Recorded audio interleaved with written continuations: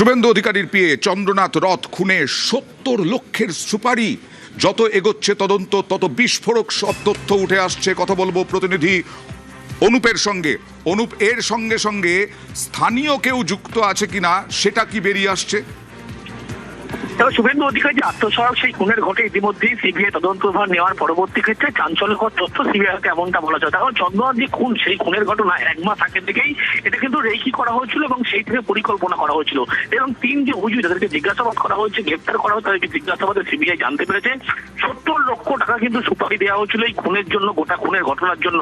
এক্ষেত্রে অগ্রিম সেই 70 লক্ষ টাকা দেওয়া হয়েছিল এবং 3 অভিযুক্তকে জিজ্ঞাসাবাদ করে মধ্যম গ্রামের এক ব্যক্তির কিন্তু খোঁজ পাচ্ছে। ইতিমধ্যেই তার খোঁজে সিবিআইয়ের পক্ষ থেকে তল্লাশি চালানো হচ্ছে। তার কারণ এই যে গোটা খুনের ঘটনা 1 মাস আগে থেকে যে পরিকল্পনা করা হয়েছিল, ওটা প্ল্যান করা হয়েছিল, সেক্ষেত্রে ভিন রাজ্য থেকে 3 জন গ্রেপ্তার হলেও লোকাল যে দুষ্কৃতী অর্থাৎ যে স্থানীয় দুষ্কৃতী তার সঙ্গে যোগসূত্র ছিল, আগেই তথ্য প্রমাণ মিলেছিল। এবং তাদের এই ক্ষেত্রে এই অলিগলি থেকে শুরু করে কিভাবে খুনের ঘটনা ঘটবে এবং গোটা ঘটনাস্থল কিন্তু আগে থেকে রেকি করা এবং 1 মাস ধরে যে খুনের পরিকল্পনা, সেই খুনের পরিকল্পনা কিন্তু এই 3 জনকে সহযোগিতা করছিল মধ্যম গ্রামের এক বাসিন্দা।